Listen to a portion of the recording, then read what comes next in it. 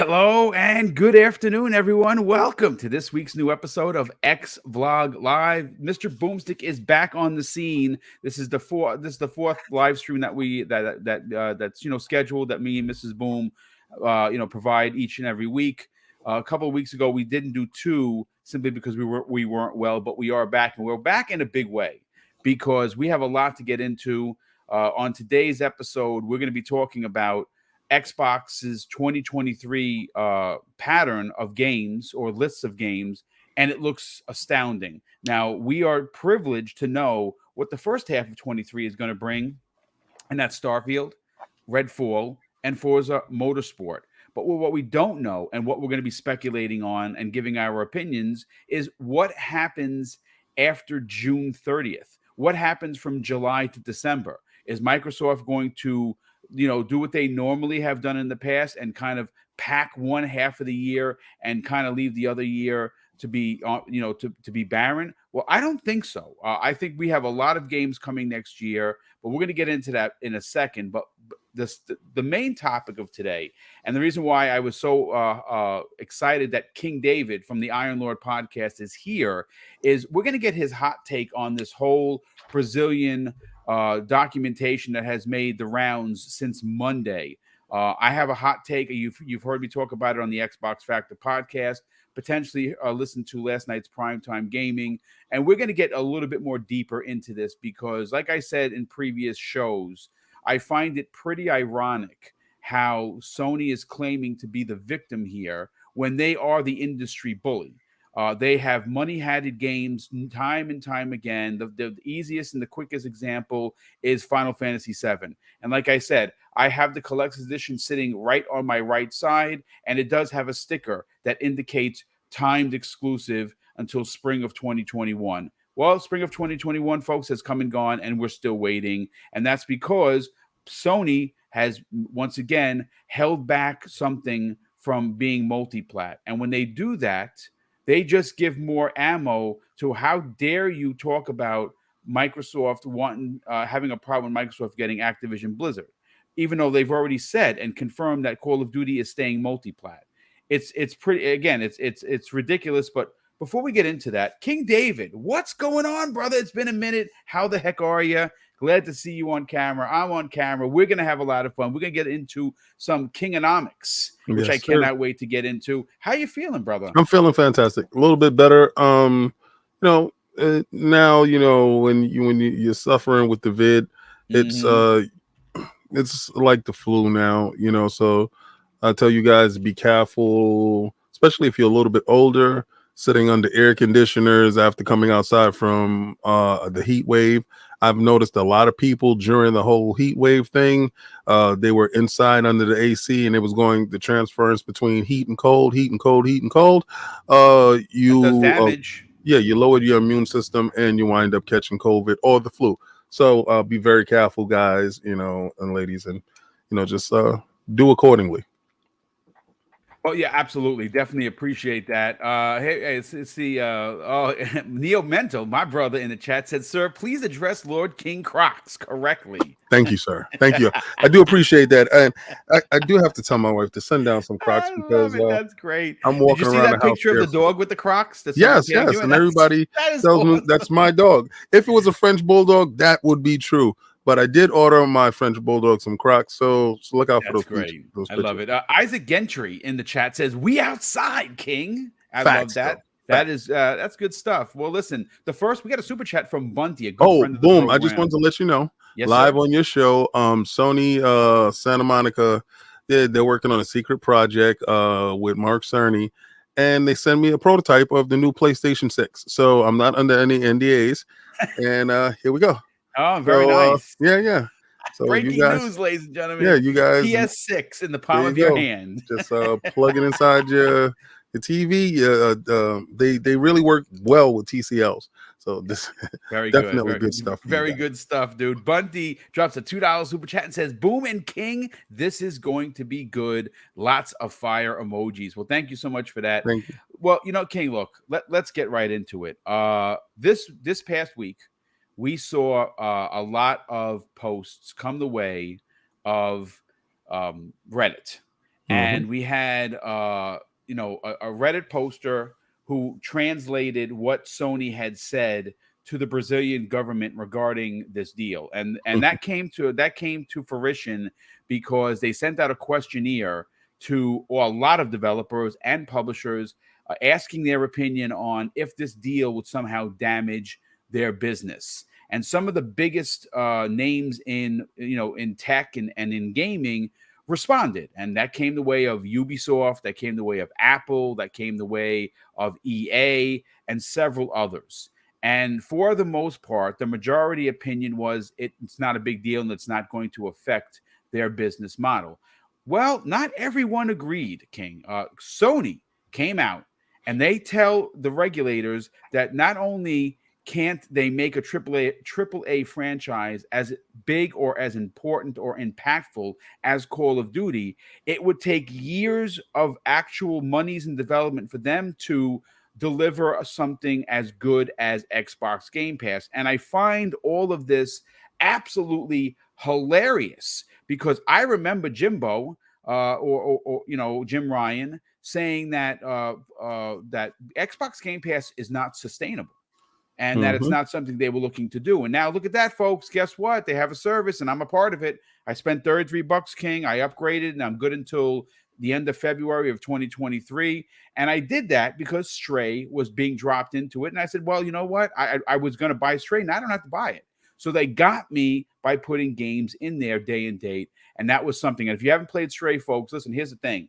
It's a great game. It is a fantastic indie title that has a ton of AAA development into it. It looks really good. And especially if you're a cat person, I'm not really a cat person. I had cats as a kid. I don't have pets now. You're really going to enjoy it. A lot of people were over the moon over it. But it's funny, King, because in this same bunch of answers to this Brazilian government questionnaire, Sony said that they can't make a game as good as Call of Duty. And I got to be honest with you, that's pretty damn insulting to the rest of their own inside developers within PlayStation Studios. And it's also a bit of a slap to the face to Bungie, who they just acquired officially for $3.6 billion. And listen, whether you play Destiny 2 or not, you cannot deny that game is a monster AAA game.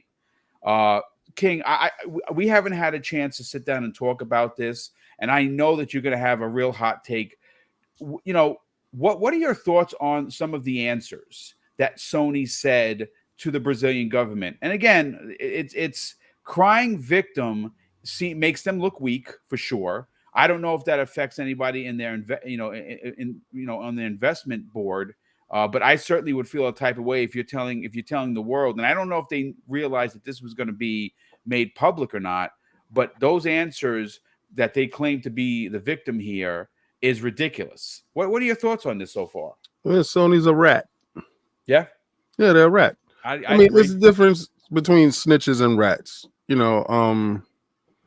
And you can't say that they're snitching. No, they actually participate in actual crimes, and they're just ratting to save their own behind, right? So it's a difference, right?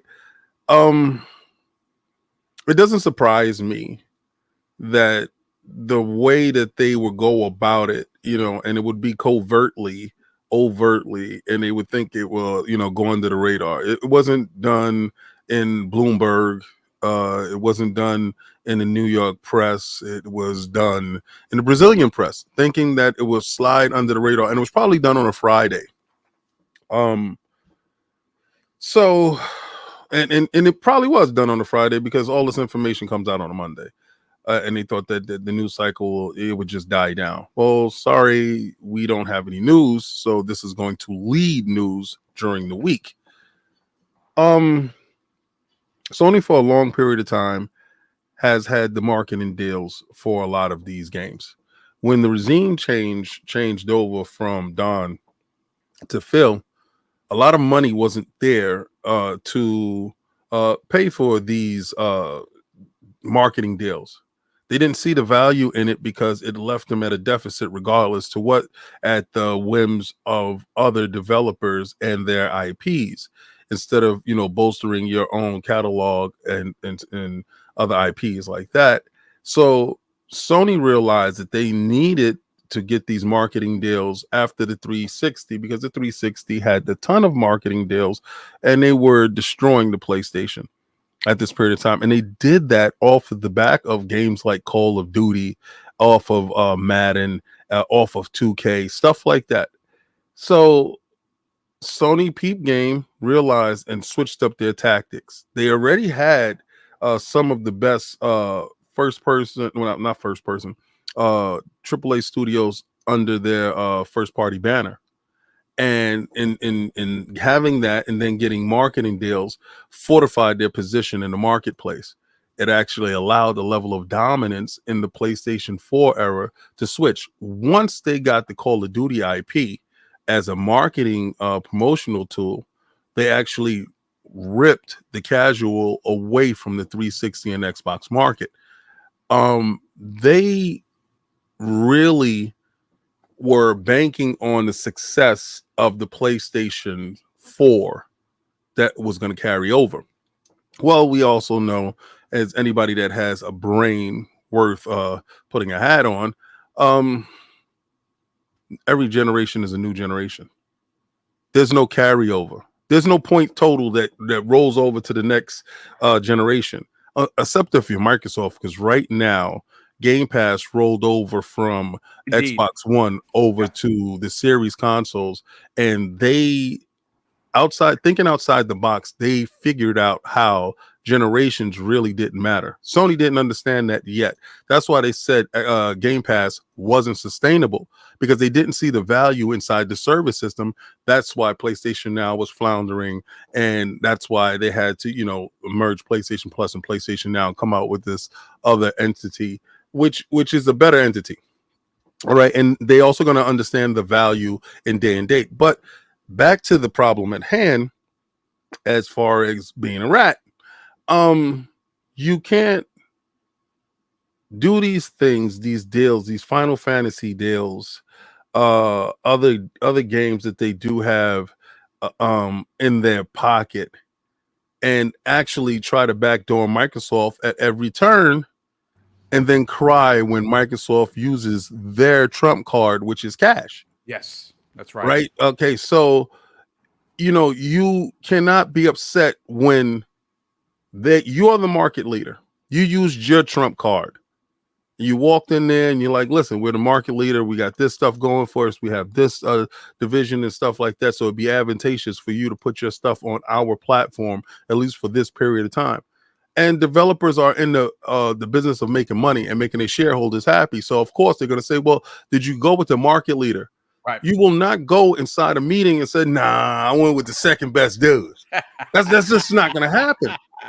But then they seen the metrics on Game Pass. They see it firsthand with MLB The Show.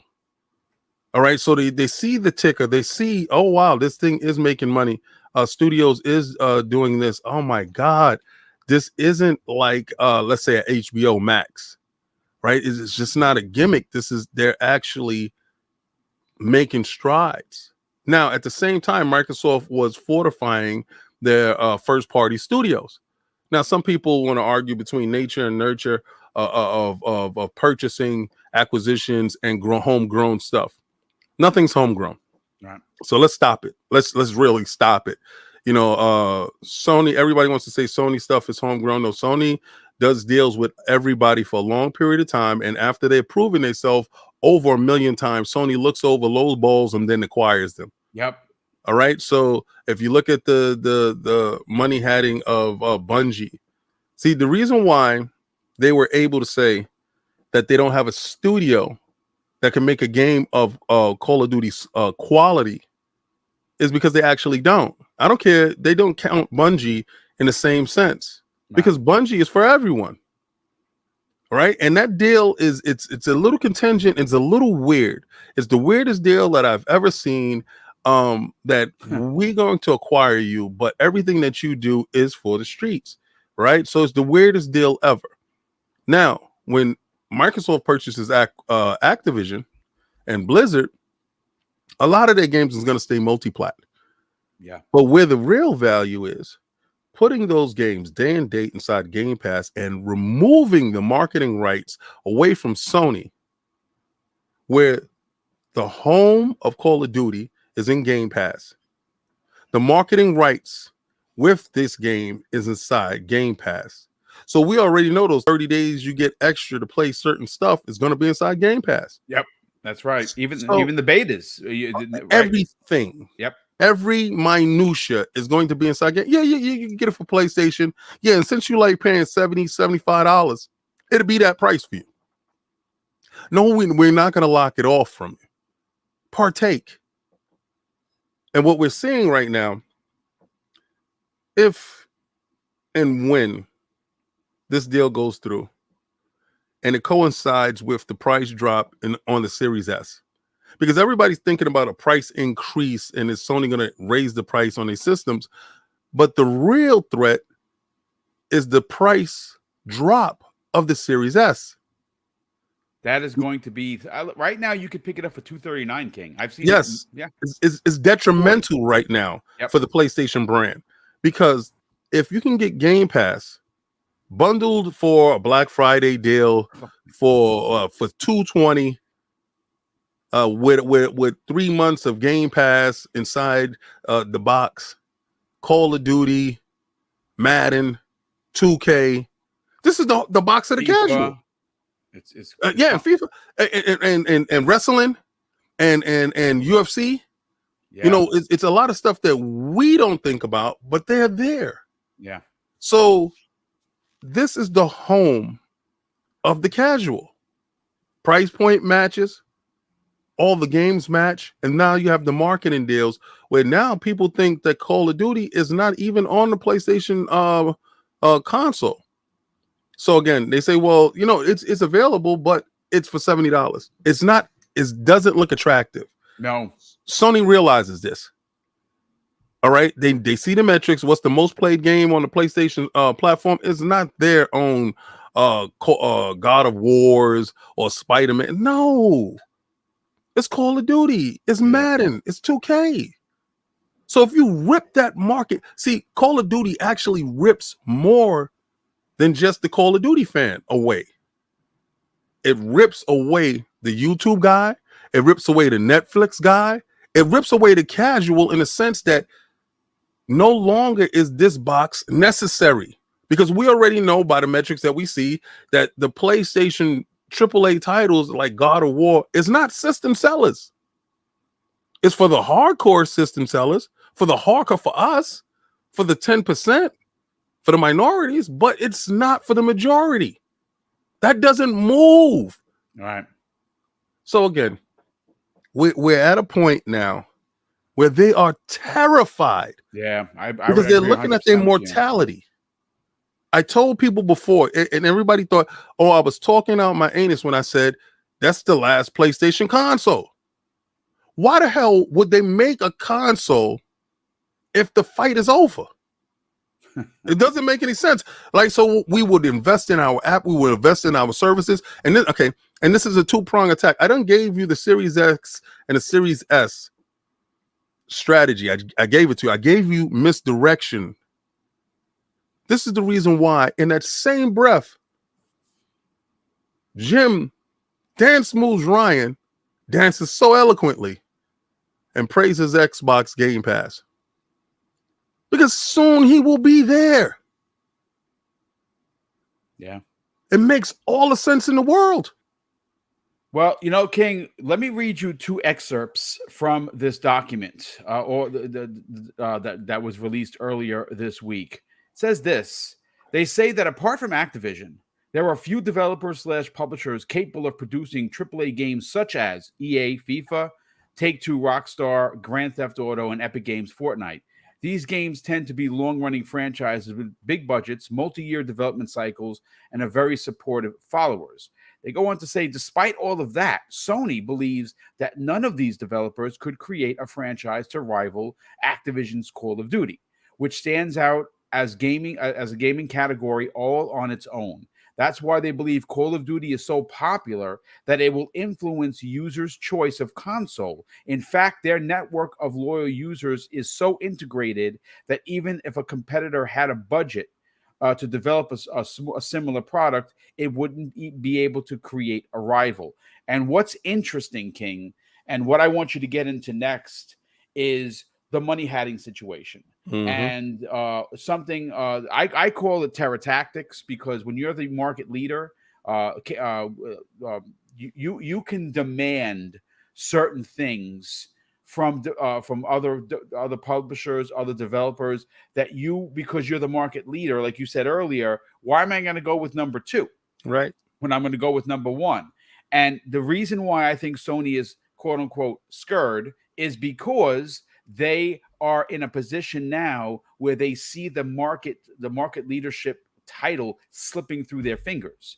And that's because Microsoft is gonna close this year on one of the biggest deals. Now, I say that with confidence, not because I have an insider track, but even some of the bigger voices in the community, like Michael Pachter, for instance, who dropped a video yesterday, who believes that this deal will be closed by October. I told you that. So here's the thing, King. One of the things that I think pissed me off the most of Sony's statements to the Brazilian government was they have done a lot of heavy lifting to make sure that you pick PlayStation. And that has been done with marketing deals. That has been done with money hatting. That has been done with taking characters like Spider-Man, even in a third-party game in the Avengers, and locking that behind the plastic box. So again, I find it unbelievably hypocritical that they're playing coy here when they have used these tactics. And I think what's even more troubling, King, is the fact that Microsoft said Call of Duty is staying multi-plat. Now, could they change their minds? Sure. And I think that what they're looking for here is some sort of a documentation that says that Microsoft has to have this game out there. I don't think that the FTC is gonna require that. But I'm just saying that it's pretty unbelievable that we have seen Sony do such damage to the Xbox, a sale to bring people over to the box, because Sony locked so many games behind their console. And now we're seeing that Microsoft is going to complete this deal. Call of Duty and all of the all the developers that work on that game are going to become first party. So I listen, losing the title of market leadership is inevitable, because they're not willing to budge from their old ways. What are your thoughts on what we just talked about? Oh, okay. Well, first, Practice was late to the party. I said they're gonna close before Thanksgiving. Knowing the structure in the court system and how documents work, unless you do it before the holidays start, you're going to be waiting until after the holidays. Everybody will be back by February. Everybody, because you need everybody in the room, even though we're living in the age and time of instant documents and everybody in Zoom meetings and stuff like that. Sorry, old traditions still ring true. Dudes and CEOs and stuff like that are not trying to break their vacations to get deals done. Yep. Okay, so Sony, it's okay. They're not under investigation. All right. So when you're not under investigation, you can say and do whatever you choose. You can point out where the stash is at. Well, over there. You're not looking at me. You're looking at them. Those guys is under investigation. You already know, Boom.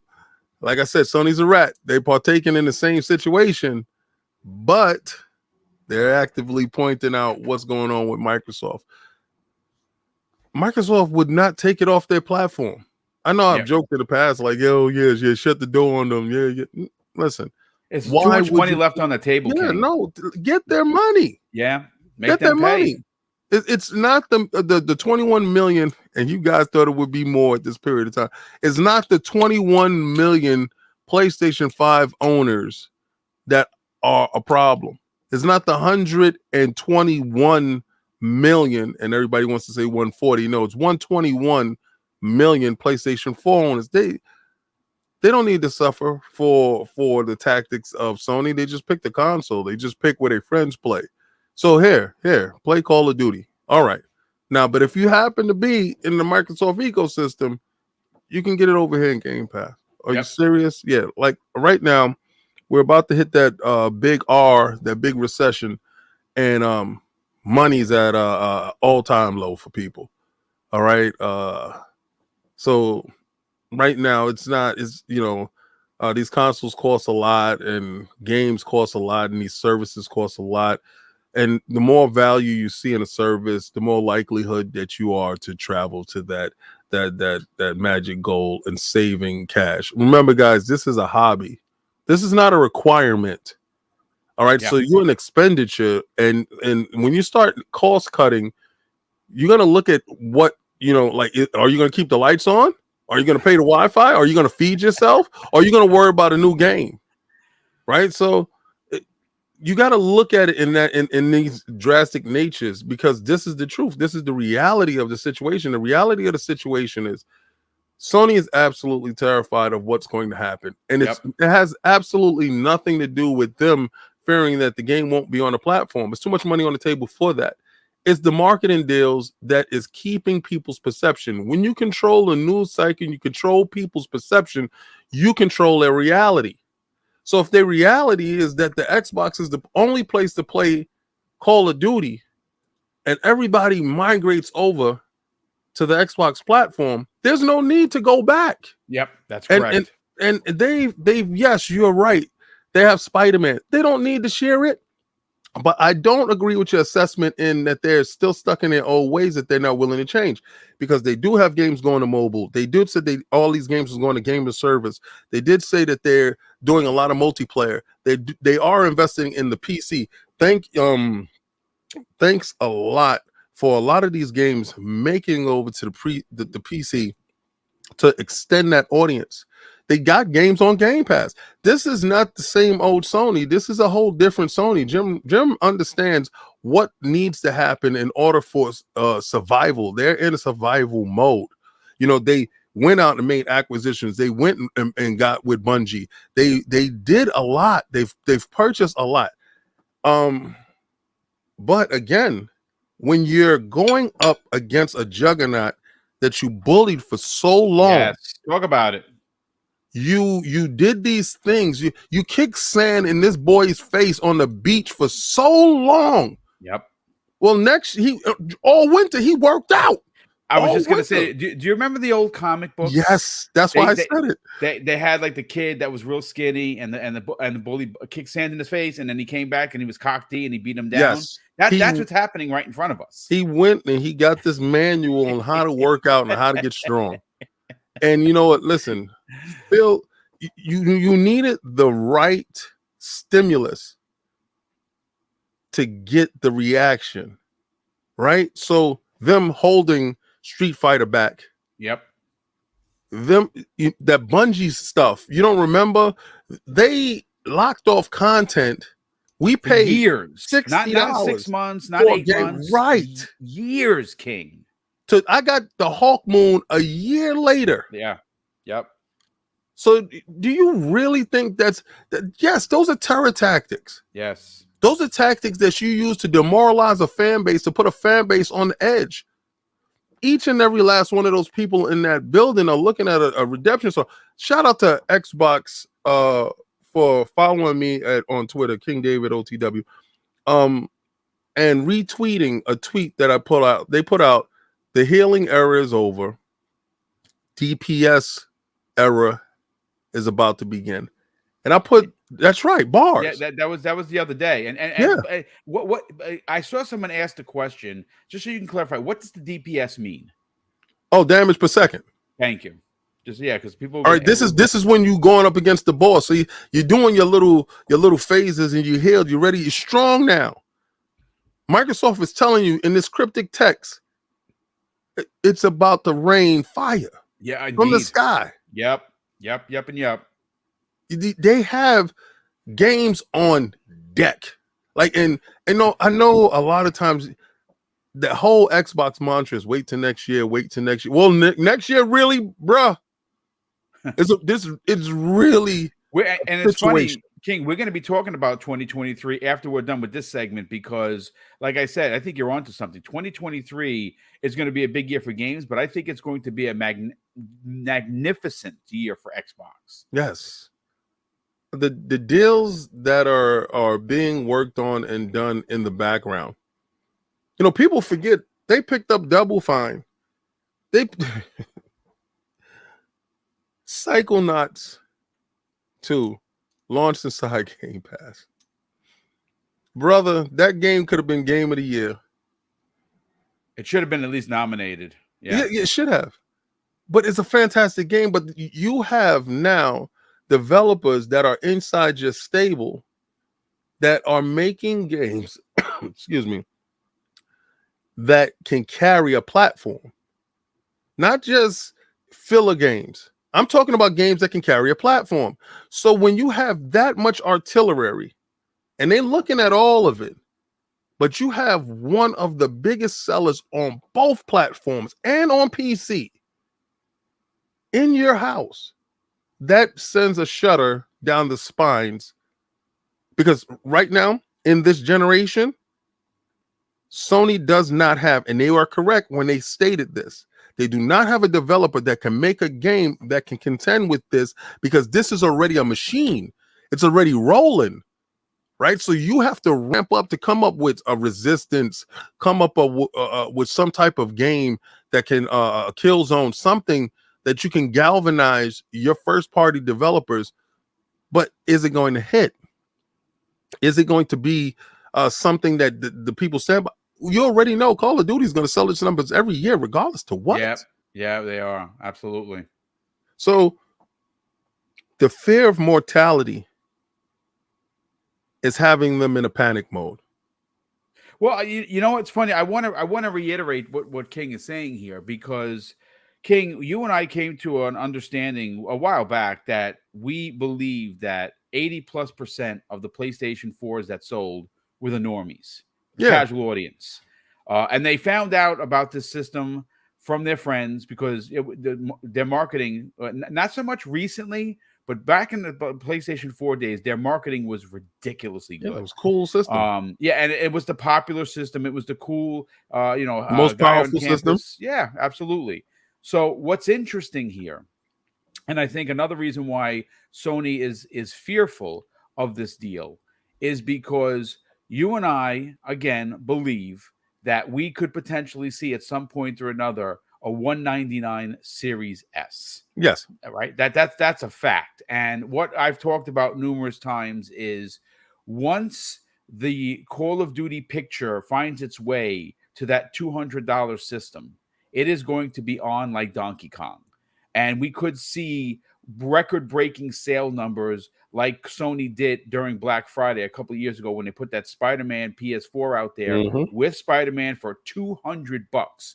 It broke records that no one has been able to touch since. Watch this year. Yeah. Well, we're definitely going to see it. But here's the thing: Sony has gone out of their way to obviously get people to buy their console, to invest in their ecosystem.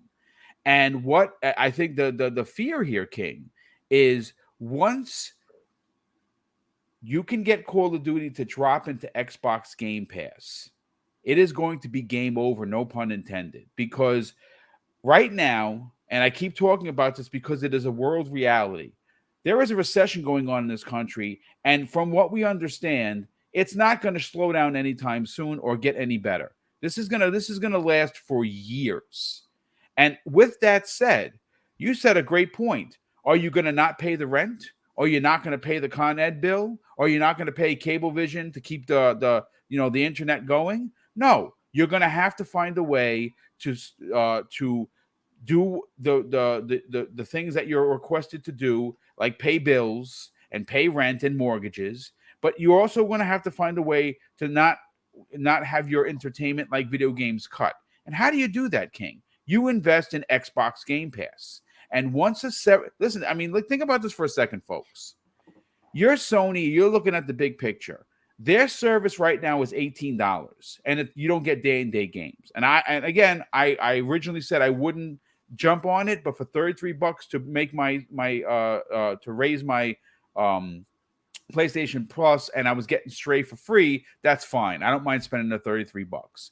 But the reality is, there's going to come a point, King, where these games are going to remain $76.43 for a single game. That's the price after tax in New York. How could you justify buying a $400 or $500 PlayStation when you could turn around and get equally great graphics and gameplay in Little Man in the $200 console eventually, and for $15 a month? Not only are you getting Call of Duty, you're getting Avowed, you're getting Fable, you're getting Motorsport, you're getting Starfield, you're getting Redfall. I mean, I could just keep going and going and going. There is going to come a part where, listen, gamers, I understand when you say the normies, people are like, well, they're just dumb. No, this is a much different era, King. The people highly informed individuals. Yes, that's absolutely I'm about to touch on something. Please go ahead, go crazy. Shockwaves through people. The development tools showed up. Y'all don't see. I love you, Digital Foundry. I actually like a ton of you people there. I actually follow all of you guys. Hype train is done. Yeah. Them putting out comparison videos that favor the PlayStation no longer really exists. They have 5 videos out. 4 of them favor the Xbox. Yep. And resolution and frames per second. So now the most powerful console resides in Redmond. The most powerful console resides in Redmond. Can't beat that. Can't get around that. Can't duck that. Can't hide that fade. That fade is real. Second fade, and I told you it was a 2-pronged approach. The cheapest next-gen console using these same tools, keeping up with Big Bro, resides in Redmond.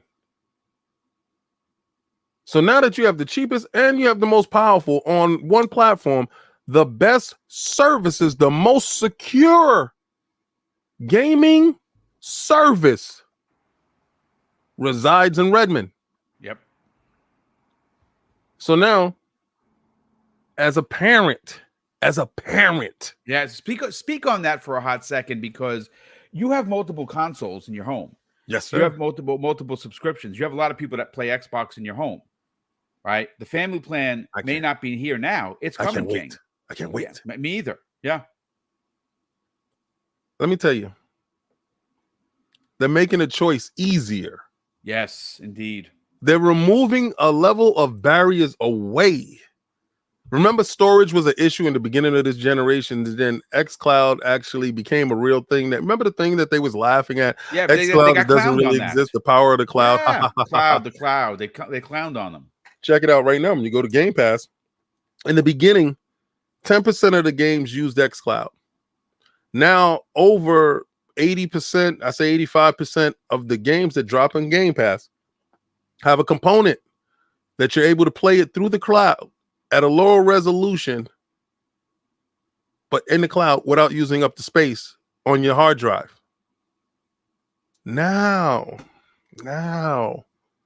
you've solved the problem with the hard drive space. For those people that they can't go out and spend $200, $300 for a SSD expansion to go in the back, we got you. Don't worry about it, man. Just plug in, or plug in, or you go pick one up for $50, plug it into the back of it, and move your games over. There it is. Yeah, simple. Yeah. All right, those people that I'm not really home. How can I? Well, here you can play on your phone. Yep. A lot of these games have touch controls. A lot of them do. Yes. So now that you're seeing, they solve the storage, they solve the player on the go, because Microsoft needs to come out with a portable system. Yeah, well, buy a better phone and you got one. Get out of the flip phone, get out of the Obama phone, and you got one. I love it. That's good stuff, King. All right. So you got a lot of dudes is, well, I just brought this new Samsung television, and I don't have money for a console right now. Well, just hit the app because it's in the new TV. What? Yes, just pull up the app in your new TV. You still got a controller? Yeah. Well, there you go. Welcome to the generation. Brother, they're removing the barriers, making it easier to say yes and hard to say no. Absolutely. Yeah, I mean, listen, listen, the bottom line is this. When the casual audience moves, they move in a giant herd, Mm-hmm. right?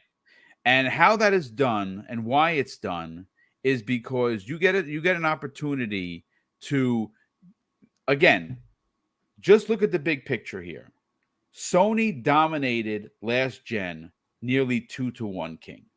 Mm-hmm. And they did that with having games that were exclusive to the box.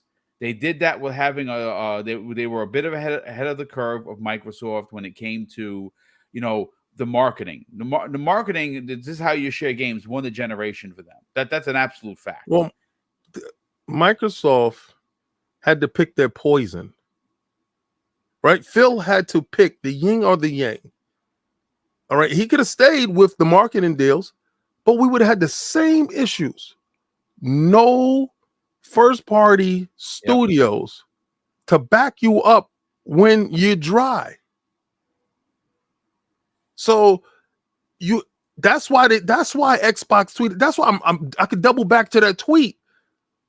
The healing era is done. Now it's just straight DPS mode. Yep. That's the reason we're already re-upped. So you had to take it. Sometimes you got to heal real quick in order to get back out on the field. You got to sit down. You got a concussion. You got to sit down. Sony bopped them upside their head. They had a concussion. They gave you the protocols. You had to sit down and you had to sit with your helmet and you had to go over plays and you have to get better. You had to shore up your defenses. Microsoft did that.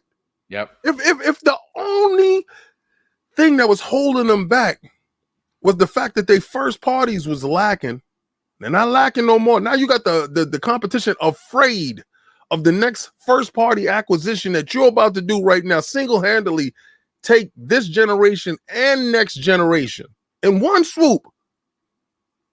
Now, how are you going to bring that to your board? If you are the CEO of Sony and this deal goes through, your backers is going to back out because you no longer are you going to be the market leader. Just stop that right there. Yep. No longer, because right now you're struggling. You're in a life and death battle with second place dude right now, before this deal happens, with no first party games out, with just DLC. You're fighting second place dude who just got DLC out. You put out 2 first party games this year that didn't reach what you wanted it to reach. Yep. You're having supply constraints. Where the second dude doesn't have a supply constraints. He's selling and he's matching you dollar for dollar. Let's go. And he's making acquisitions. You're in a life and death battle with somebody that didn't put out first party stuff. Bro, you are done. And what's incredible, and King, we can reiterate on this, and obviously this is going to go a little longer, folks, and normally do 60 minutes. We're probably going to go an extra half hour because we still got to get into 2023. But what's interesting, King, is somehow or another, and there's been people that poo-pooed this, we have it on absolute fact that Microsoft has won 3 quarters in a row in the United States over PlayStation. Mm-hmm. That is without the quote-unquote bangers, as the kids say, right? Value proposition is as important as an exclusive in its own as to an exclusive game. And what you're getting in Xbox Game Pass, that is, especially in a time where we're in an absolute recession where everything is so expensive. Grocery shopping is double the amount that it used to be. Gas is double the amount it used to be. So so right now, even without the bangers, and we're going to get into 2023 momentarily, they are still dominating. What happens, King, when Forza Motorsport is in Game Pass and they're reading about Starfield being the greatest reviewed RPG from Bethesda? What happens then? What happens when Redfall comes out and people start comparing it to the not only calling it a masterclass achievement, but they start comparing this as to Left 4 Dead on steroids, which is some of the terminologies that I've heard. I said before when Jeff Grubb was on Iron Lords, and Sony was outsold by Microsoft in Japan, like for 2 weeks or something like that. Yeah. And nobody can answer the question, why did 12,000 people get up that day to go buy Xbox? Well, the running answer to that is because they couldn't find a PlayStation 5. Right. Listen, I don't go buy TCL television if I don't have. I can't go pick up a Samsung or LG. It just doesn't happen. I don't care what. I don't care what you have popping. It just doesn't happen. Right. I don't go when I'm looking for, get ready to buy a Suburban. It's funny how YouTube is. All of a sudden, I'm seeing all these Suburban stuff right now. So I'm actually getting ready to make my decision on my truck, my next truck. And I'm not going to go out and buy a Navigator if I'm a Chevy dude. Hello. Yeah, that makes sense. Yeah, I don't care if it's available in the store. The dude showed me a Navigator and was like, "Yeah, we got new Navigators." I don't care about that. Right. Bro, that's not what I'm here for. So don't tell me people walked in the store looking for a PlayStation and brought an Xbox. That's silly talk. Not 12,000 people. It doesn't happen like that. Yeah. But again, so you're going to tell me for the past 3 months, nobody can go inside a store and pick up a PlayStation. You can just hit StockX. You really want to go get it. Yep. You really want something bad enough. I had enough PlayStations 5s when they launched. I had enough to sell and I had enough to keep. So don't tell me you can't find it. No, what it is you're at the precipice now is if I see it, I'll get it. If I don't, whatever. You're talking to that guy now. Yep. Because the 21 million dudes that already got it, that's the hardcore. Yeah. Now you're talking to the casual, the dude who don't care. Right. If I don't see it, I don't care. So now you're telling me we're at a point right now, the tipping point where the casual dude is deciding your fate. You're dead then. You have supply constraints. The price is cheap over here. And if you happen to have a casual dude that says, you know what, I just got to have the most powerful, and he happens to look over at Digital Foundry, you're dead then. Yep. Oh, well, what about this Game Pass? If the baseball dude, oh yeah, Sony MLB The Show, I know that's on now it's on Game Pass right now. Excuse me? Do you know that game is still not a part of their own service? I know that. Because you know why? There's language in the contract that forbids it. Shout out to Microsoft and Phil Dominus, Maximus, Aurelia Spencer. Salute, for locking down their first party in our first party service. It forbids it. So they got to pay for something that they developed. Man, on God.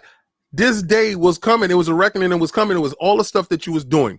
Like Boom said, you was money hatting things. You was holding stuff back. I still have not played Final Fantasy VII Remake, and I won't play it for my PlayStation. And I know you guys is like, well, then you're not a real fan. Well, shut up, because you wasn't there when I brought the game when it first came out on PlayStation. You didn't stand on the line next to me. You don't have no idea who the hell I am. So the basic thought is, oh, you're just doing that to be petty. Well, who else is being petty, keeping it from my platform of choice? Thank you. Yeah, and they went out of their way to do that because, like I said, I got called a liar. I had said, "Hey, listen, guys." You showed it. Yep, I showed it. I have it right here. I know, literally right here. And these dudes think, listen, I vote with my dollar. I refuse to bend the knee to you to go over there and here. Let me buy the remake over here because it's not coming to Xbox. No, I have faith. I have faith that y'all bent the knee to crossplay. You're going to bend the knee and give that game up. because you're gonna see a lot of tragic stuff start to happen. Because what happens when these skins and stuff is locked off on the PlayStation? I mean, on the Xbox. Yep. For Call of Duty, or that the guns start get locked away on the Xbox for a year or two. What happens then? You playing with the wrong dude. Yeah. Phil is definitely. Shout out to Street Fighter being on the Xbox platform now. And yeah, making Capcom learned their lesson. Yep. They got in pocket. Let's get to next year. yeah, it's going to be. You know what? Let me catch up with some of the super chats, and then we're going to talk about 2023 because it's going to be a ridiculous year for Xbox. Sith Lord, good friend of the program, said this might be the spiciest episode of X Vlog Live. Indeed, it has been. You, thanks for the $2 super chat. We have Hollywood Rules. Drops an outstanding $2 super chat and says, King and Boom, two of my faves, mega powers together. Thanks, dude. That's very kind of you to say. Thanks. Jacob Novick drops a $5 super chat and says, hi, Boom and King. Just a note, Bethesda's Indiana Jones game is probably 2023 since the 5th movie is releasing June 30th, 2023. Yeah, I can see that absolutely happening for sure. We also have another $5 super chat from Jacob. He says this. If I've learned in the Depp versus Sherd verdict, the court doesn't like crying. And remember, Sony got the Call of Duty marketing rights from Xbox, but wanted Call of Duty exclusive. Yeah, they also wanted Starfield as an exclusive, and then Microsoft did what the Microsoft does best. They've just bought the whole company. Brett Bingham drops an outstanding $2 super chat and says, Phil Spender is going to slump Sony. Facts, though. That's good stuff. Okay, so we have another one from Jacob Novick. Wow, dude, thank you for the generosity. He drops an additional $5 super chat and says, Andrea Piccinini, hope I'm writing this, her name correctly, wrote on Twitter, Sony Call of Duty is a genre of its own. EU games can't be divided by genres. Yeah, she actually had an incredible post, which I thought was amazing, where they talked about. I had it in front of me. I'll pull it up in a second. I'll find it after we start talking about 2023, and I'll read that. Jacob Novick drops a very generous $2 super chat and says, apparently EU disagrees with that point. Yeah, I mean, it's once the FTC doesn't have a problem with it, everyone's just going to fall in line, and the deal's going to get done. Internal Shaddai drops a very generous $1 super sticker. Thanks for that, brother. Definitely appreciate that. We also have here Rocker Corey drops a $2 super chat. Thank you for the generosity, Corey. He says, just showing love to Boom and Lord King. Hashtag we love Phil. Indeed, we do. We hashtag we believe in Phil. Definitely, for sure. We also have a Gamer by Choice, good friend of the program. He drops a very generous $5 super chat and says, two of my favorite content creators salute. That is very kind of you to say, brother. Thank you for the kind words. And of course, the generosity. We also have, let me just make sure I didn't miss anybody. Hold on just a second. Let me just, okay, so yeah, that is the last one. King, 2023 is a year that is looking to potentially be one of the biggest years for Xbox. And I say that kind of holding it back a bit because 2021 was a magnificent year for Xbox. I mean, we got Psychonauts 2, we got Flight Simulator, Age of Empires 4, Halo Infinite, both multiplayer and single player. You got Forza Horizon 5, which continues to just knock down doors and break records left and right. And so seeing what they did in 21. Now, obviously, we're not gonna give them the pass and say that we're not disappointed, or you could use the terminology of whatever you feel is right about 2022. It's just a complete mess. You're getting very little this year, and it's a bit disappointing. But with that said, I know that people get tired of hearing, well, wait till the next E3 or wait till next year. Well, we have to. That's a fact. We have to wait till 2023 to play Starfield, to play Redfall, to play Forza Motorsport, and even some second-party games that got delayed, like Stalker 2, for instance. Yeah. Atomic Heart is another one that got delayed to 2023. There's quite a few others. But the reality is that we have an idea what's coming in the first 6 months of 2023. King, the real question that I have is, if Microsoft were to stop just at the first 6 months, they won the year already. They're Right. going to be publisher of the year. I have a feeling that Sony's going to get that title this year because of the games that they have already coming out and the 2 that are releasing next. In The Last of Us remake, which I think is going to be reviewed probably high because it's Sony, and Right. God of War, which I'm anticipating a lot. I can't wait to see what Sony Santa Monica does in the second iteration of 2018's Game of the Year. Yeah, I got that coming out next year. But go ahead. Yeah. Now, what I'm interested to know is your opinion on Microsoft has heard the cries. They've heard the complaints. Phil has said personally and publicly that they know that they have to do better in delivering consistent AAA first-party games. He actually said that, folks. With that said, it tells me that the gloves are off, right? There's no more sitting on the hands. 2023 potentially is going to deliver one of the greatest years in Xbox history. And the second half could levy games like Avowed, games like Hellblade II, Fable. I mean, listen, the list just goes on and on. What do you think? Do you think, for the first question that I have for you, King, is has Microsoft learned their lesson where they understand that you must look at a year as a whole and not just dump everything into one half of the year? Do you think they've learned that lesson? Yeah, well, since they went and changed the format to the 12-month format, and that's through the fiscal period, they are consistently looking at the year as a whole, not as like a half a year. They didn't have the manpower before to continue to pump out games in the fashion that was necessary to sustain a full year. Sony, neither. Sony usually wins the first half of the year. Microsoft usually goes for the traditional northern holidays, western holidays, and tries to capitalize on Black Friday and so on. Now we're going to see a change in strategy. The change in the strategy is that Microsoft is going to try to dominate the calendar year from the first half of the year to the second half of the year. My thoughts is, how does Sony counteract that? You pull God of War back to launch in the first half of the year to go against the heavy hitters of Microsoft. You still think that it's going to be delayed? Yeah, I do. Interesting. Because they showed a CGI trailer, not gameplay. Yep. It's a lot of red flags when it comes to that, and I know people say, well, you can pre-order. I got a lot of pre-orders for a lot of games that got delayed, so please, it's no big thing. And strategy wise, it makes a lot of sense, strategy wise. If you're playing this is chess, not checkers, people. They know that someone actually said that Microsoft is playing 4D chess. yeah, Phil is crazy. He's playing that Star Wars chess with the battle people. It's different. His chessboard is crazy. Microsoft is in a very unique position, whereas because of COVID and because of chip shortages and because of operating from home and having to do all the stuff on the fly, a lot of their games fell out of certain cycles.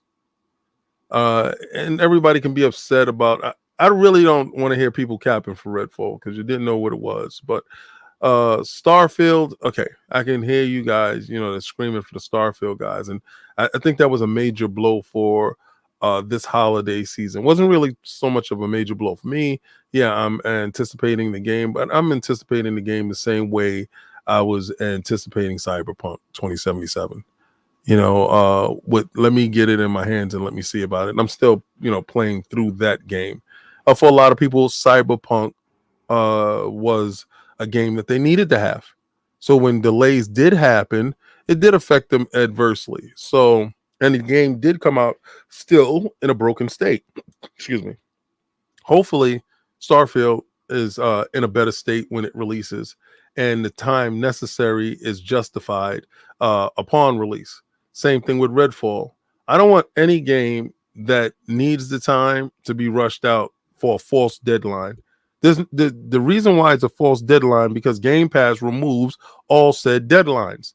because what they're looking for is the new subscriber to jump inside Game Pass. They want the new Xbox user to jump inside Game Pass. That's why the diverse ways to interact with Game Pass is plentiful, right? So the person that purchased a television, and that's the casual guy that may never ever buy a console, is jumping Talk inside. about it, brother. That is going to be a deal breaker, bro. Yes. This is it.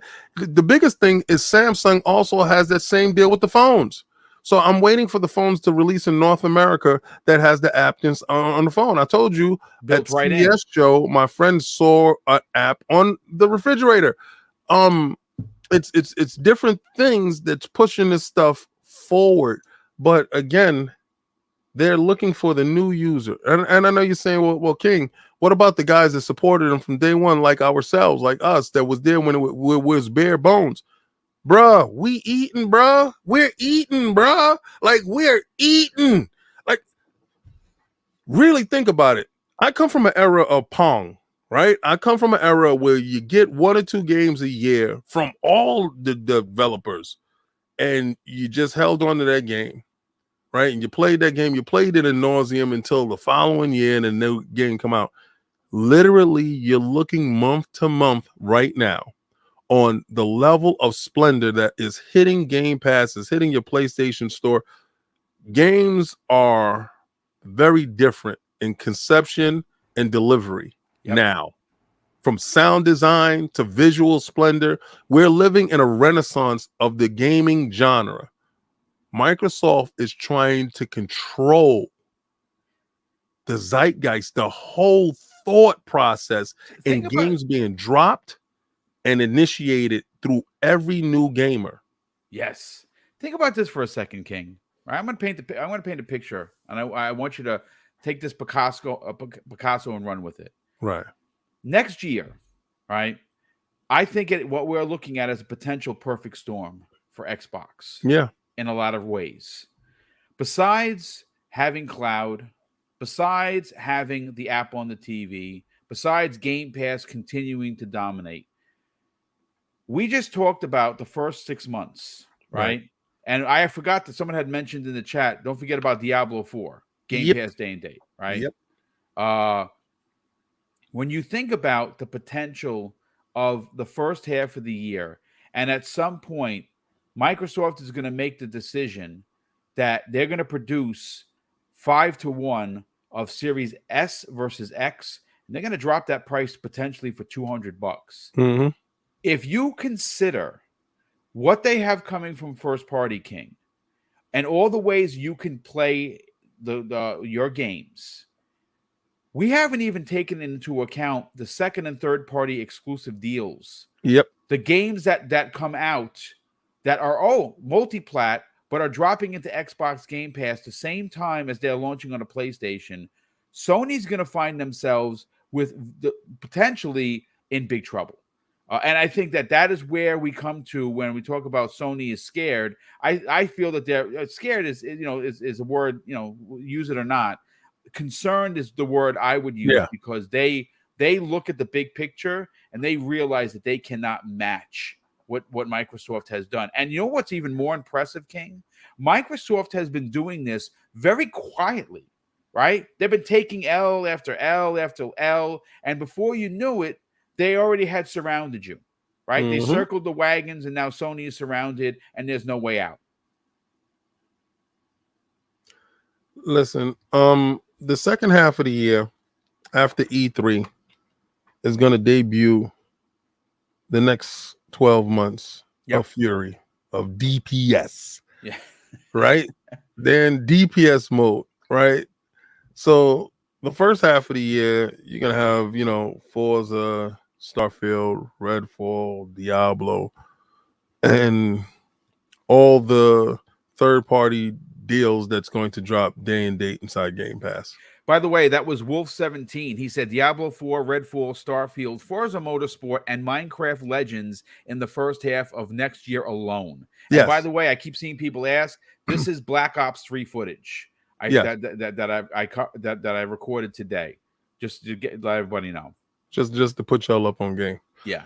All right. So now the second half. Sony is running scared, and it's not scared of Microsoft. It's scared of the investors losing faith.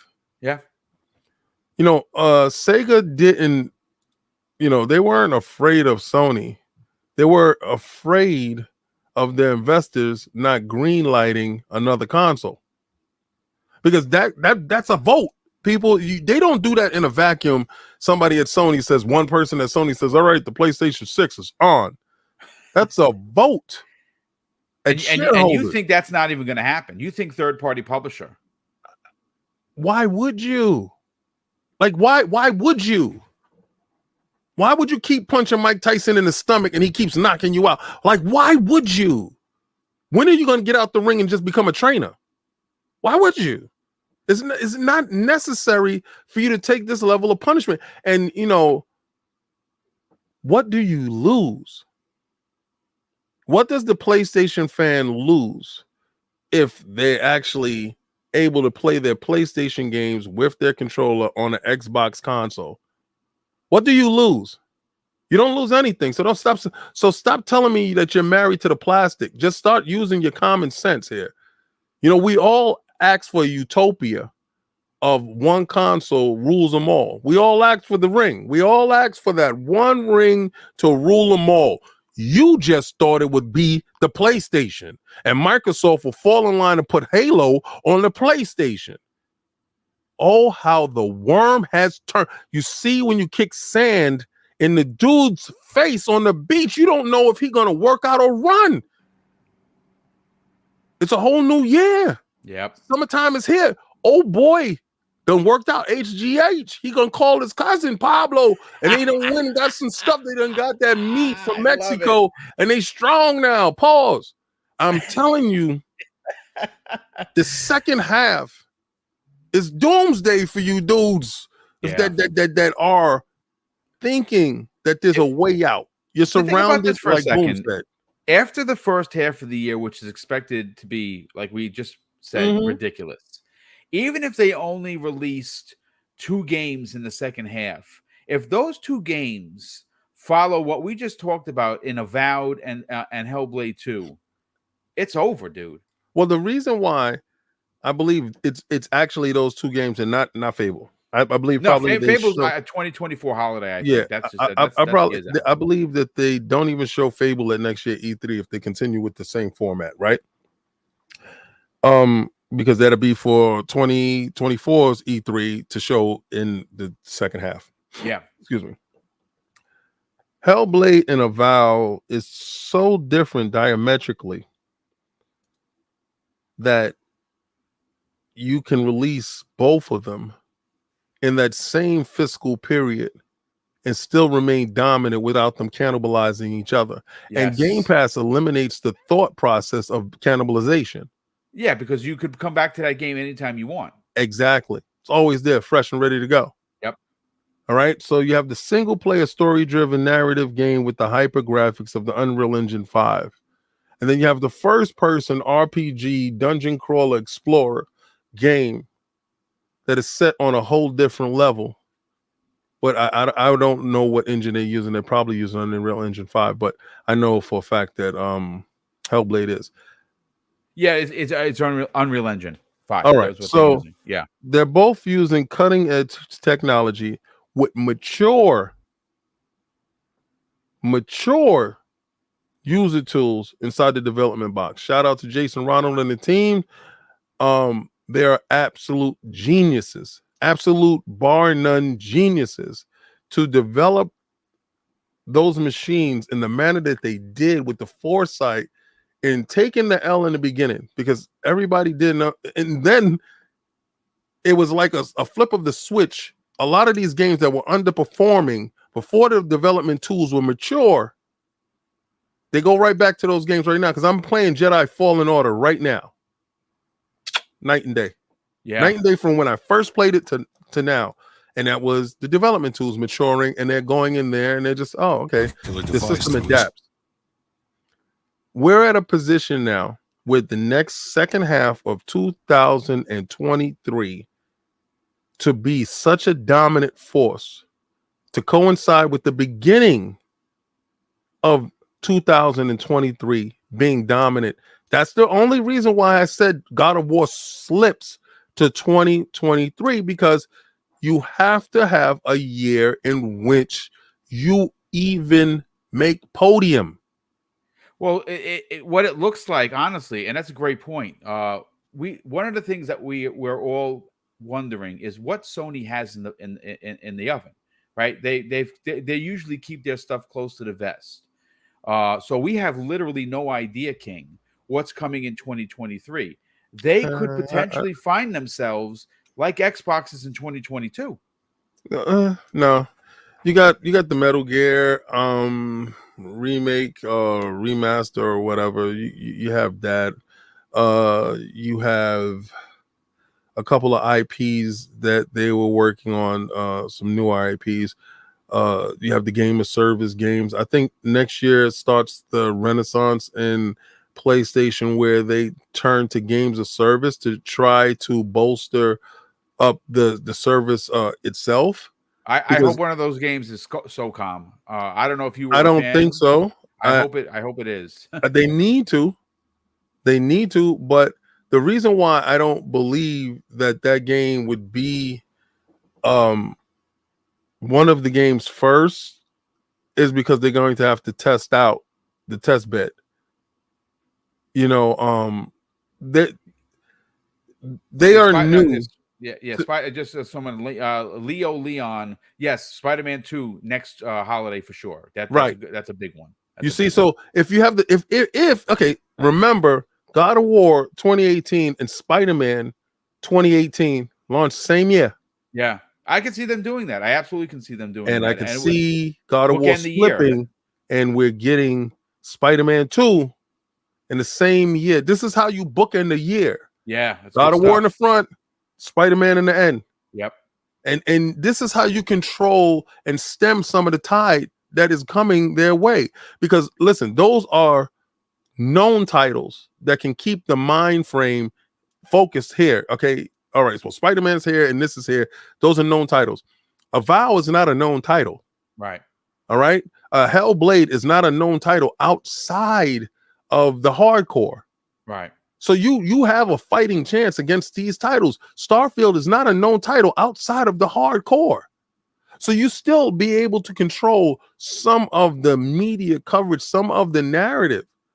But Call of Duty is a known title. Yeah, Do you see how you're putting up new IPs against existing IPs, and you can come up with the short end of the stick? But once you start putting up existing IPs that are well known and globally known up against existing IPs that are well known and praised, now you have a different level of fight. You see, so when people try to say, well, we got this coming, you got a bunch of unproven IPs going against juggernauts that are proven. All right. So you have to change the narrative, and the narrative has to be changed by getting Activision and taking one of the biggest juggernauts, the unstoppable force, to go up against them, the immovable objects. And that's how you have a fighting chance, and you control the marketing and you keep it that way. So yeah, we're going to have great titles launching throughout the whole year, but all of these titles are new, unproven IPs that have to prove themselves in the eyes of the gamers. Whereas if Sony launches those two games, which are proven to be hitters, and they're the second coming of the first games, then you already have an install base that are looking for that and want that. Don't think the battle is over yet. It's just strategic in how they're doing it. All right. So yeah, the first half of the year, banger games if they pan out. Yeah, I have a strong suspicion that they are going to. We are on the hopeful side because they are actually taking measures in doing so. But what I'm giving you both sides of the coin. Yeah, I'm giving you how you look at it. Yeah, the full year of a bunch of new IPs that we've been asking for that can become staples. But then we have that Forza that motorsports, Yep. that lockdown game that we know and love, that we looking for. I wanted Forza to come this year. Yeah, so did I. But they gave us the DLC. See, so they shut you up with the DLC for the Hot Wheels, and it's really good. It's fantastic. It is. So now you get Forza next year, the real iteration, the next generation iteration of the franchise going in what is the Game Pass model. And what do we have that's an existing IP? I say we get the the Gears of War next year to bookend the end of the year. We get that remake or the remaster at the end of the year. The Phoenix collection that was rumored to be in development. Yeah. We get the 2 games that are established entities to go up against established entities. But here's the commodity that Game Pass gives you. The new unproven IPs that we are looking for will be launching next year in rapid succession, that will have the fan base galvanized to the point that you see beyond 2023. You see a whole line and a whole future, because if 2 to 3 of those new IPs hit, then Microsoft is on to something. That's what we're looking for. We're looking for them to land those planes. So next year is going to be a fantastic year. As a gamer, you're going to be in utopia. Yeah, especially if you have all 3 consoles. You know, there's big stuff coming for PlayStation and Spider-Man. I don't know if God of War drops, gets pushed back. They were so confident saying that it was going to release this year. Boom. Financially, if you're looking at it as Boom the businessman and not Boom the gamer, because remember, Jim don't play games, so Jim don't care if you get it this year or next year. It don't matter. It still falls under the fiscal period that keeps the benefactors happy. Right? And I know people don't want to hear, I don't care about the shareholders. You better. Because the moment they pull their money out of their banking, that's when it changes. That's when you become an app. So things has to be strategic. A lot of times people don't understand the strategic aspect of the business model, but the business model must be strategic in keeping alive, especially in a recession. If you're looking at the financial aspect of things and you're going to still make the fiscal period in releasing God of War in February, and then you can get, and here is the big bucks, then you get that income tax money, the disposable income, and around that time the economy then had a kickback, and that time that the chip shortage should be a little bit more alleviated, and you have more PlayStations out there and more bundles to have. Why not? Or do you put it out where there's no consoles out there? The chip shortage is holding stuff back. So there's no additional purchase. There's no person going to the store to buy God of War and a PlayStation. They could just go get a God of War. No, then now you're selling to who Jim said was not enough. You. Yes, that is correct. Jim Ryan did actually say that their own fan base isn't enough. That's right. Yeah. So you want to sell to a new person walking in the store, grabbing God of War, going this way. Same thing with Microsoft, but Microsoft doesn't have the supply constraints. That's why the fearless nature of Microsoft at this moment is rattling to people. This is where the fear comes in, because they don't have the same issues as the competitor. Yeah. No, listen, the bottom line is that Microsoft is going to find themselves, like I said in the beginning of this segment, King, potentially having a perfect storm come to fruition. And I say that with confidence because, like I said, right now, if you go looking for the Series S and you're somewhat savvy, you don't got to be the greatest shopper in the world. You could find it for $240. Yep, which is $60 off of the full price of $300. That's right now. Right? Microsoft is allowing that console to sell on the $250. They have Game Pass deals all over the place. I don't know if the 3 months for $1 is still in effect or not, but they bring that back every now and again. Yeah, for the new people. Yeah, absolutely, 100%. Yeah, I'm paid up until almost the middle of 2025, so I'm good. Yep. I'm more than good. But this perfect storm, and again, Sony isn't dying. Sony isn't not going to stop making AAA bangers that I want to play. No, but they do find themselves in a bit of a conundrum. They have been the bullies of the industry for years. They Yep. have money hatted for years. They have locked content away for years. And they don't care, right? They were all about making money. But here's the thing. Next year, once Microsoft gets these first-party games rolling, and again, King, you're onto something. They're unproven, right? I mean, Starfield can come out and can be terrible. Redfall can come out and be a bomb. Yep. Could it happen? Sure. Is it likely? No, because you have incredible talent making these games. Once those games get launched into Game Pass, and you're talking about, and again, Microsoft, I don't know if they're ever going to, increase Game Pass. Maybe they match Sony and they charge $18. Even at that price, it's still ridiculous what you're getting for your No bad press.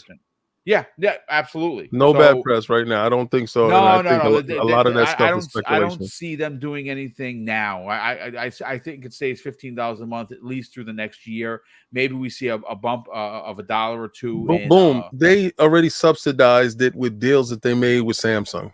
Yeah, with deals that they made with LG. There's other deals that they've made with other component distributors that they already subsidized it. I have always talked about magic money. Magic money is selling somebody something that you gave them absolutely nothing. Game Pass, they gave you nothing. Physically, you got nothing. Right. Physically. Right? So now all you have to do is maintain these servers and get these servers up. They've been doing that over years. Years. So now that you have these servers up and now that you have Game Pass actually rocking and rolling, now that the cloud is actually useful, the more people use the cloud, the more that service pays for itself. Well, I mean, look at the report that came in the way of Xbox financials. Satya Nadella confirmed that they had 4 million new users to cloud, and most of them, I think they said it was 1 million out of them, were new users to the platform playing Fortnite on the cloud.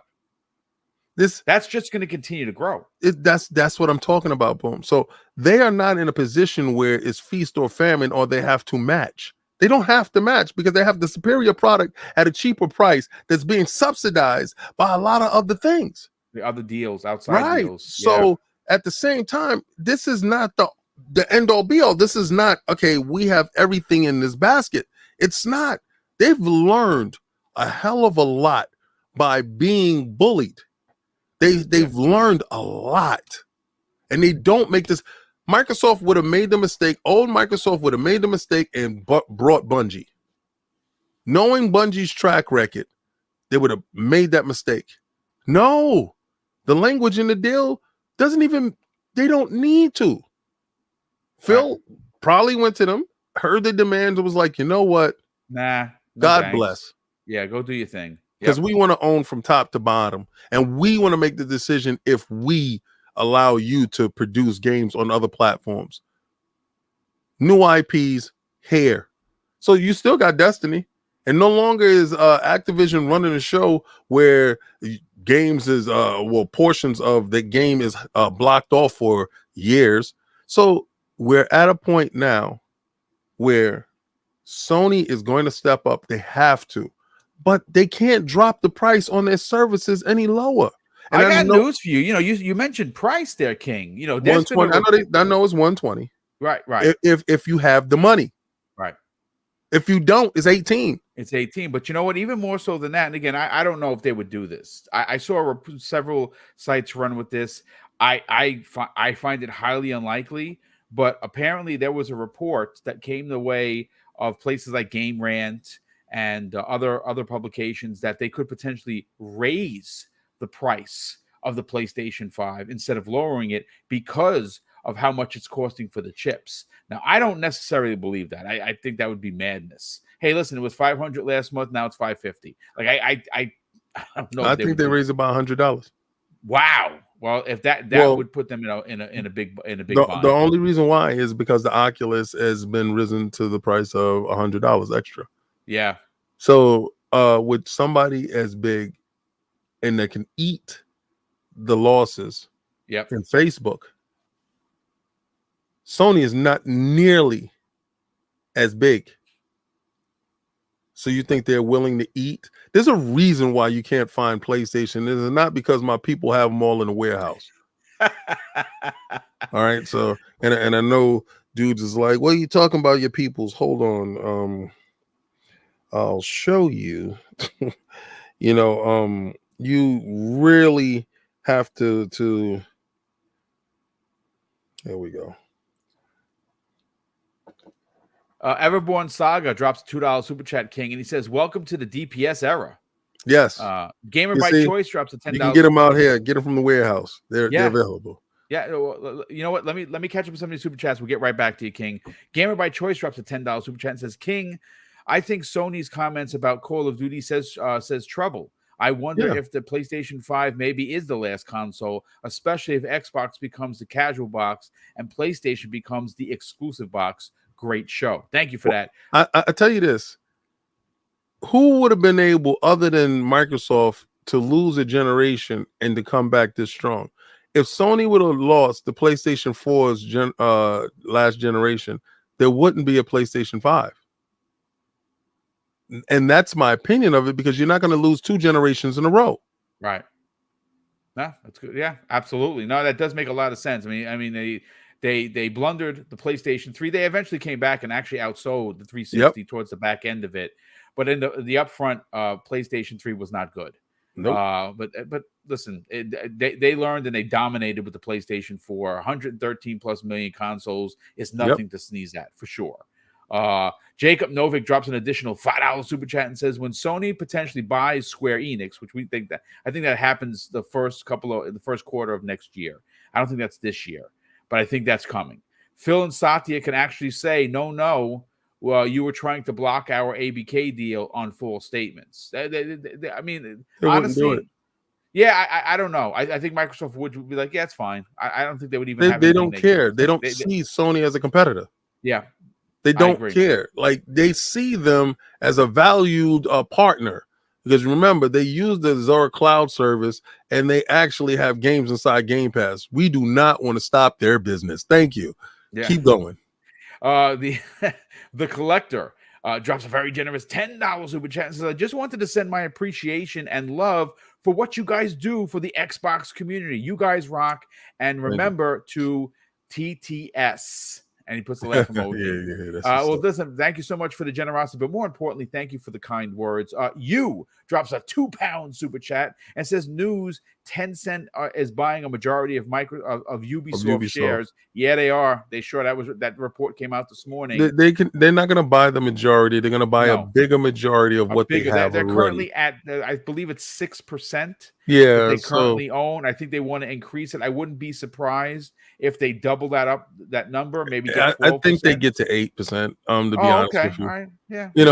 People are making a bigger deal out of it. The family inside Ubisoft that owns a controlling stake in the company will not sell. They will not allow anybody to get a larger controller stake of the company. Yep, I absolutely agree. Raiden Blade drops a not one, but two £2 super chats and said, hey, Mr. Boom and Lord King David just arrived. Well, welcome to the show, my friend. And he says again, not enough PS5s in the user space. God of War 2 in 2023. So he agrees with you there. And I said, Everborn Saga said, well, the $2 super chat, welcome to the DPS era. I definitely think that, look, it's going to be one heck of a year to be a content creator or a fan of the brands, because there's going to be a lot going on.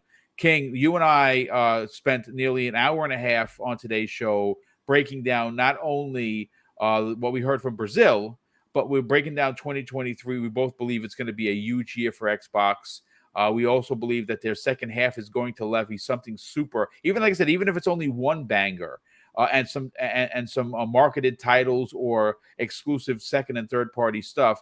they are not going to forget that there's a second half of the year, specifically because it's the most spending anyone's going to do in the second half of the year, because you have all of the major holidays after June 30th. But listen, ladies and gentlemen, we broke records on XVlog Live today with over 510 viewers. So a big shout out to everyone that came here to check out the show. If you are someone that is just finding the channel for the first time, I would ask that you please consider subscribing. I do 4 live shows per week. Of course, we do the Xbox Factor podcast on Tuesdays. We do Primetime Gaming on Wednesday evenings. We also do XVlog on Thursdays, and on Friday mornings we do Breakfast with Boom.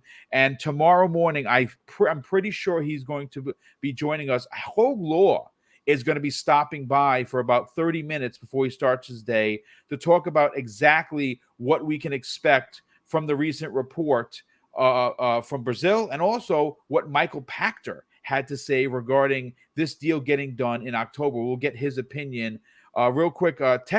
Texas in the chat drops a very generous $5 super chat and says this: 3123 for God of War Ragnarok to help that income tax boilers, right, King? Yeah, I think it's in February though. I think it's probably 2/22/23. Oh, that would be dope. Yeah, I mean, I like I said, I really want to play God of War, and if it comes out next year, then it comes out next year. What am I gonna do? The stuff gets delayed, but after the confidence, after the bullying that went on with that with those poor studio, with the poor developers from Sony Santa Monica, getting D pictures sent to them, and we eventually got the release date. I just feel like they're very confident that it's going to come out. I think that was forced. I think to stop it was definitely forced, for sure. So, to stop all the madness, to stop the phone calls. You return the phone call. You say a text. You say, hey, guy, I'm still alive. And just ghost them. So you're gonna get ghosted this year, and listen, only time is gonna tell. But King, this has been one heck of a show. We got a lot. We got to 2 major topics. Everyone had great points. The chat was on fire. Lots of new names. And again, I apologize that I didn't get to everyone. I threw my back out on Wednesday, so I'm not that great sitting in this chair. So I'm trying to do everything and not be in pain. So I go off camera a couple of times. It's because it's only so much I can do. But I want to welcome everybody that's here. Again, hit the like button, hit the subscribe button. King, we got to sell your brand, brother. You got to tell everyone about one of the best podcasts on the interwebs, known as the Iron Lord Podcast. We also got to talk about the website that you guys run, lordsofgaming.net, and also, on top of that, we got to talk about King of Statues. By all means, sell your brand, brother. Tell everyone where they can reach out to you on social media, but more importantly, subscribe to the YouTube channel. Well, definitely you can find me. First of all, I want to thank everyone that showed up, because without you guys, there's no us. Second, I want to thank Boom and his wonderful wife for inviting me onto the show. Boom and I are suffering with back issues at this moment right now. We DM each other, how's your back today? It's ridiculous. It's really funny because the way the vid works, it makes your muscles sore. So if you have any underlying issues like back issues or whatever, it's gonna crop up, buddy. It's gonna crop up. But you can catch me at Twitter, King David OTW. Same thing on Xbox. Add me. On PlayStation, it's Xbox 360 level 1. Whenever I do log into there, Switch, you never get my Switch social security number. Not handling that out. Iron Lords podcast Sundays at 1 p.m. During football season is 11 a.m. So just come over there on YouTube. Lordsofgaming.net is the website. That's where you can catch a lot of stuff there. Where we have a lot of writers, great writers. We have a lot of videos that's up there. We have a lot of stuff that's going on. King of the Statues is one of the shows that I actually do. That's in a revamping stage right now. I'm working with Graphic God, working with Drumstar, working with Dallas on cultivating a whole new intro, a whole new format to the show. So if you guys do tune in, you can catch that. I'll give a date on that when that actually is going to drop. But that's a live show. Also, Combat Talk with the King. Saturdays at 10 p.m. when there's a major fight, I'm on. Drinks are free on me. First 1K that's in the building. Don't worry about it. We have a good time. That's where I talk about boxing. Don't do MMA yet, and because UFC stuff. I don't want to be a fraud. I know boxing because I used to box, and I can talk about it from a boxer's perspective. But I'm the professional fan. So I'm there like a fan just like you, and I'm just there pointing out little things that's happening and what's going on and give you play-by-play, blow-by-blow, pause of what's happening on the screen, and we're having a good chat and good talk, and it's a live call-in show. So just check me out, have a good time, and find a little bit difference in new stuff. Just come out and check us out. Like I said, I appreciate everyone who showed up. I thank you, Boom, for having me on, and this was a fantastic talk. Well, thank you so much. And of course, I want to say a big shout out to the 500 plus people that came through. I also want to say a big thank you to all the super chats. Folks, ladies and gentlemen, we have 3 more giveaways to do. And I feel like a heel because we added something last year. And Mrs. Boom was on the couch yesterday, and she goes, "You forgot to say about the Mrs. Boomstick giveaway." And Mrs. Boomstick's birthday bash is something that we added. We're going to be giving away $500 worth of digital gifts for her birthday bash. We're giving away $500 in digital gifts for my birthday bash in September. And the big one, folks, we are giving $1,000 worth of gifts, digital gifts away come the holidays. We're going to be giving, we're going to have them in increments of $25 gift cards, $50 gift cards, and there's going to be a couple of $100 gift cards. And guess what, folks? It's your choice on where you want that. And that's something that we are proud to do. And we do that with the constant droppings of super chats, new channel membership. And listen, that's what powers these big giveaways. And we're doing 3 more. We just did one last week on Breakfast with Boom where we gave away $400 worth of digital gifts. And it went really well. And everyone that won, thanked us. And it was great. And again, it's just our way of giving back. So with that said, ladies and gentlemen, I want to say something that's I find to be incredibly important. I hope one day that it'll be important to you. And that's something that my dad said to us when we were kids. He said, "Craig, treat others how you want to be treated. And also, it doesn't cost anything to be nice. You live by those rules, son. I can guarantee you're going to have an awesome day." So take care, everyone. And we'll see you next week on the newest episode of X Vlog Live.